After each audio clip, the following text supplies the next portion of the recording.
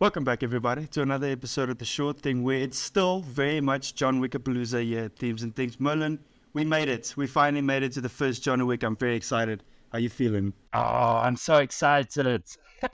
I've been waiting for John Wick since our What's Coming Out This Year video.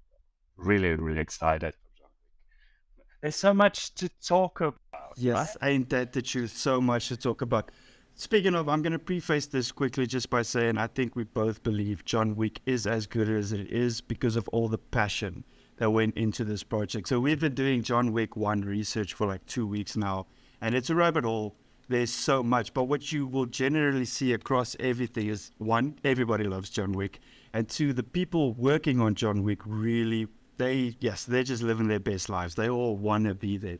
Do you feel that's accurate? Yeah, no, definitely. This is 100% a good example of when you're into the thing you're making, it turns out a lot better. It's that little X factor, it's that little magic that you can add to a thing just by being into it. Yes, does it hold up? Does it hold up ever? It really does. Oh, once again, if something is good, it will be good the first time, and it will be good the 10th time. Wow, man, I fucking love this movie. The rewatchability of it, do you think it lends into the fact that there's such a mystery around it? There's from the moment it starts, what's going on here? Who's this guy? What's happening? Who are those people? Why is that guy? Where do the criminals come from? He's just a normal guy. Because that's how it presented to you, and then when it ramps up, oh boy, does it ramp up. It's a very long-winded intro to John Wick, and it's not introduced in the classic action sequence, or like most action movies start with an action sequence, or they'll start with, and you immediately, okay, this guy can handle guns, blah, blah, blah. But here you're introduced to John Wick arguably at his lowest, most vulnerable point. They don't give you a little monologue at the start that explains like this guy's situation or whatever, where he comes from. Like, prologue or preface. There's no 1 year earlier.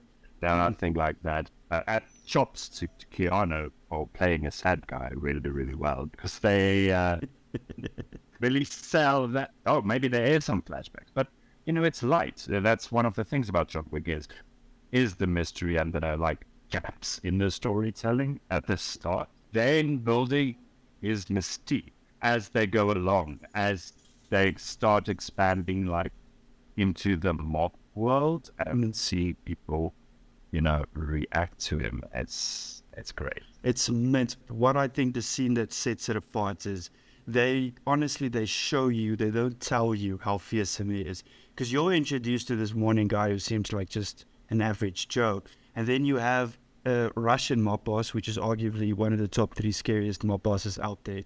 That scene with the chop shop owner. So the chop shop owner hits his son. His son goes, "My dad's not gonna like this." He says, and I quote, "He might not like it, but he'll understand." Next scene, he gets called by the mob boss. He goes, "I hear you hit my son. May I ask why?" He says he stole John Wick's car and killed his dog. Guy goes, "Oh," hangs up the phone, which is brilliant, because now you're thinking, why? These are obviously hardened criminals, very scared. Everyone, they hear the name and they go, "Oh, okay, we should take a minute to think about this," which is it's beautiful. It's honestly beautiful. So when he starts headshotting people in his house, then you go, "Oh, so this is why. This is why they're so all very scared of you." And that build-up's still so slow, because that entire segment while he's talking and that breaking up the floor and everything's him digging up his past, literally so dramatic. But then, yeah. That is very dramatic. And it's so dramatic, yeah. But then we do switch over to the action segment, and right from the start, they put what is great about the action in John Wick on display. They're really proud of it. Very proud of it. And rightfully so. After all that mystery, yeah, clearly this is what we're here for. Is this guy neoing his way through a bunch of Yes, that Judd doesn't need jazz, because that's the truth. The action at its core has never changed for John Wick. It's always the same. It's a very long takes. You see all the action. You see all the reactions in the shot. The weapons and the situation and the circumstances change, and there will be vehicles sometimes, no vehicles, or more guns or less guns, but the core of it is always the same. And I think that is definitely owed a lot of the John Wick credits. it's never different action sequences. You don't see him, he's not Ramboing everywhere. Like, you see him prep, don't get me wrong, but he's not planning explosives to one time, and then the next time he's just sniping, and then the next time he's waiting in bushes, and then the next time he's just sneaking around the compound or whatever. It's always him moving from point A to B, mowing down everyone that comes across him.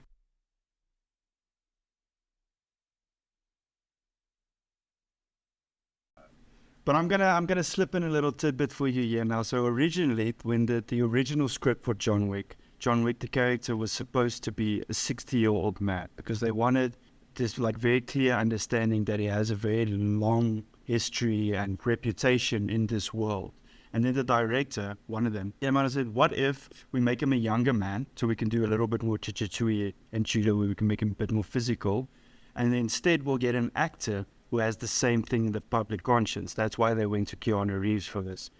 Because Keanu Reeves is very much into it, but he was asked, and he was asked for this reason. They say, well, people will recognize you as Neo, and they will project that onto you. And I think that's movie magic at its best. That's the part of movie making you don't see. Because that's definitely what happened when Keanu Reeves and you see John Wick and you see that, you correlate the action, and it goes, yeah. So later when they tell you, like, he's done a lot of this before, you're projecting what you know about Keanu Reeves onto John Wick, and it's beautiful, and I think it works. And yes, I'm not mad at all for being lied to a little bit. No, it's part of the magic trick, right? And if you do it well, it's delightful and entertaining. John Wick is nothing new at its core. Like, even the transitions, the scenes, the plot points it uses, it's all been used before. It's just everything has a little John Wick spin on it. Because let me say this right off the bat. John Wick is he's a great character, but he's not a good guy. The original Lee line for the script was, what if the worst man in existence was given a shot at redemption, and then someone came and took that thing away? And I completely agree with that, because if you think objectively about John Wick, that is a walking, talking nightmare of a person. He's a psychopath through and through. He is a boogeyman. I just got chills when you said that. Like, he is a Baba Yaga, everybody's scared about him because he's a murder bot, or he's cold, he's calculating, he's uncaring, and efficient. He is a monster, if he wasn't so human. And bringing that back to a very human topic of grief and redemption and trying to start a new life and all those things, that's brilliant. That's flippant. But young. An opera nonetheless, and I think it showed the best, because the first action sequence is him defending himself.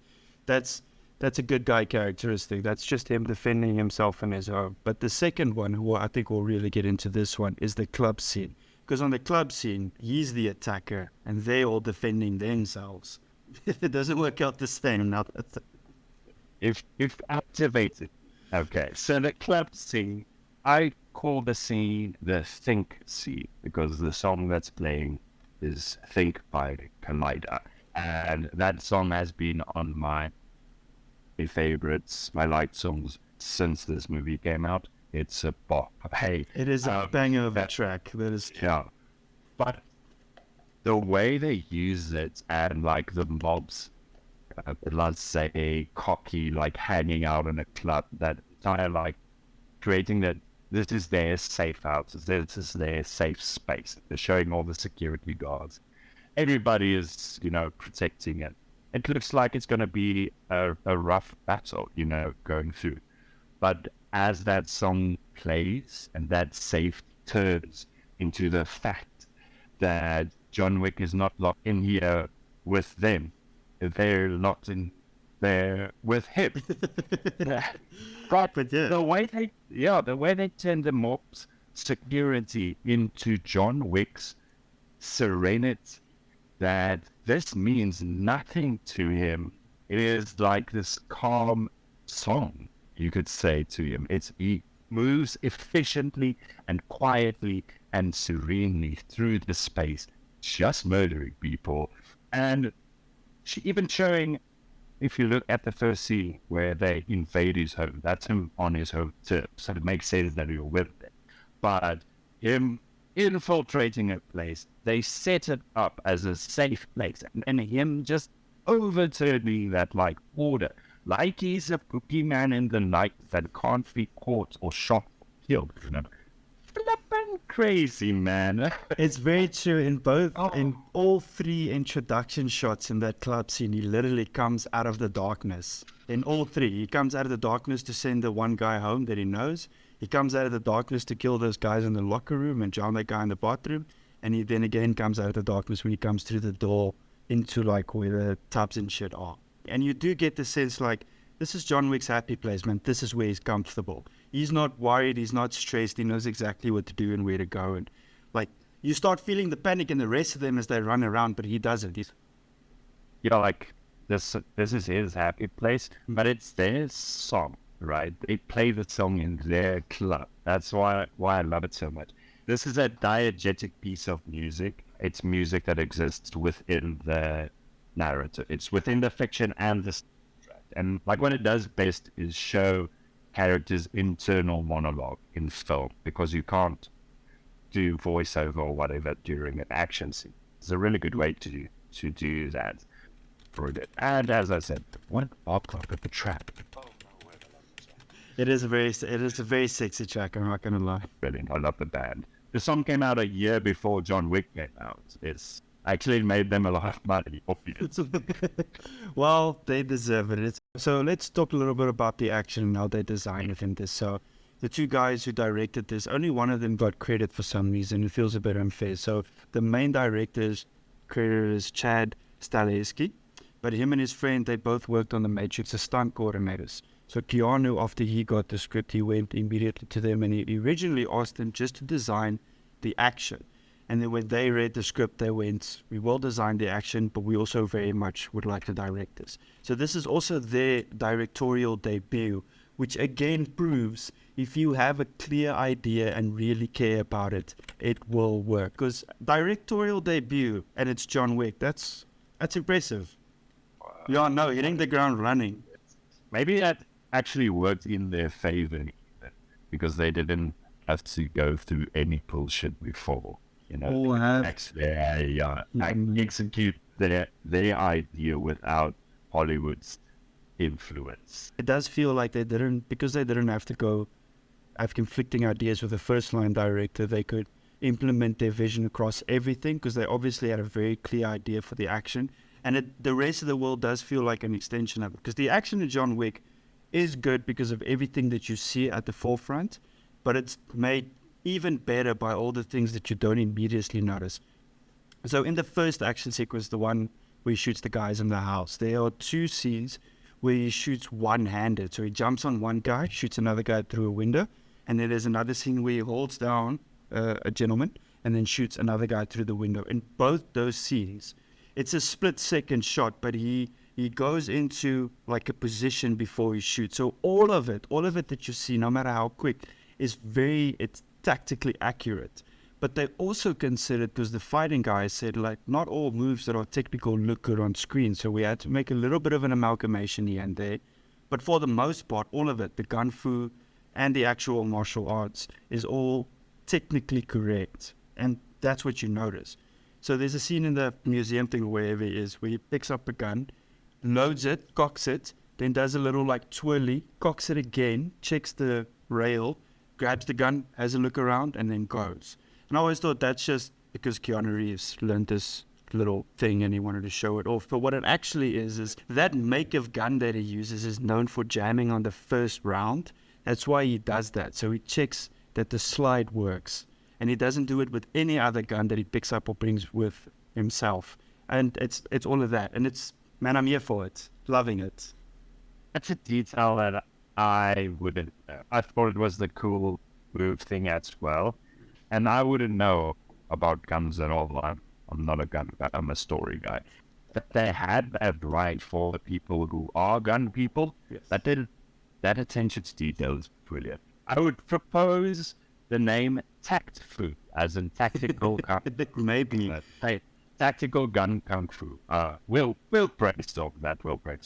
Do you think it adds at all to the subconscious level of you thinking John Wick is a badass by knowing, like, in the real world, this guy, like, obviously, I don't think a real John Wick would get this far or be this capable. There is some element to John Wick that is like, there could be someone as talented as this. there could be someone as fucking cold and efficient.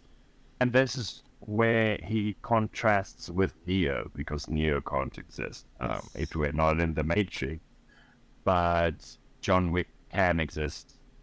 As you said, it's really grounded, it's really realistic, just stretching the capabilities of a single person, and, you know, believably so.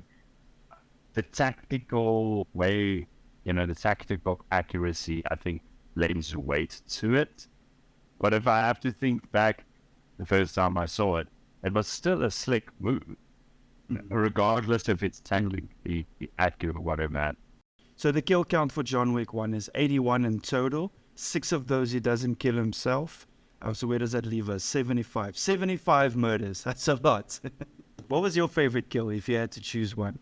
Let's say 2. So think is first, the specific shot is where they come back and there's just this guy sliding down a panel as the music pipes up. Oh, fucking love that shot. And then the second one, that anticlimactic, killing Yosef, just walking up, shooting him, walking away. No speech, nothing. No cool moves or tricks or anything, because as outclassed as the henchman, Yosef was a lamb to the slaughter. Yeah, very true. Unprepared.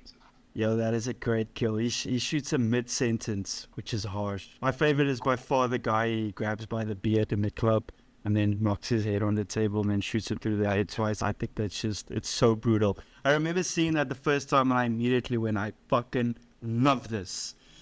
Where did you get this? Where can we find more? Oh, we have more now. Yes, we do. It's not all bad in the world. At least we have John Wick. Yeah, man, John Wick. Thank you for joining me. This has been great fun as always. I'm so excited for the rest of John Wick Palooza. Join us next week when we talk John Wick 2. All day, probably. Probably. Goodbye, everybody.